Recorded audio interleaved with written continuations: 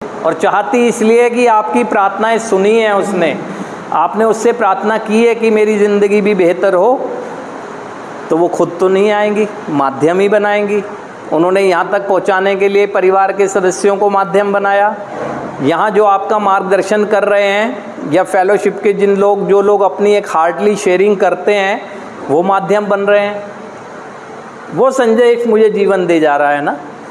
तो आज समझना ये है कि संदेश की वैल्यू है, लेकिन ये वैल्यू जब तक समझ नहीं आएगी, जब तक आपका उद्देश्य क्या है ये नहीं समझोगे ना। आप उद्देश्य नहीं, आपको बेफजूल लगेंगी ये चीज़ें ना।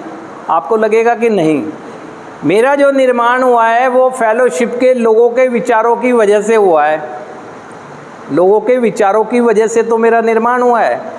आज वो फेलोशिप के लोग हैं भी नहीं, तो मैं ग्रेटिट्यूड पे कैसे करूं उनका। तो अब जो मेरे सामने बैठे हैं, मैं अपने ज़िंदगी का अनुभव बताकर एक तरह से ग्रेटिट्यूड पे करता हूं उन लोगों का जिनकी वजह से मेरा निर्माण हुआ। विचारों से ही तो निर्माण करना ज़रूरी होता है पहले। यहाँ विचारों से ही तो निर्माण होता है कि कैसी होगी मेरी ज़िंदगी, तो किसी ने सुझाव दिया। क्या क्या बाधा आ सकती हैं, कैसे हटनी चाहिए, तो किसी ने सुझाव दिया। जब निराश हुए तो किसी ने विचार से थाम लिया, है ना। तो ये प्रक्रिया ऐसे ही चलती है। और समझना होगा, हम एक दूसरे के अंदर ईश्वर हमें बैठा है। ये परमात्मा ये जो आत्मा है किसका अंश है? परमात्मा का, है ना। और वहीं से गाइडेड होता है।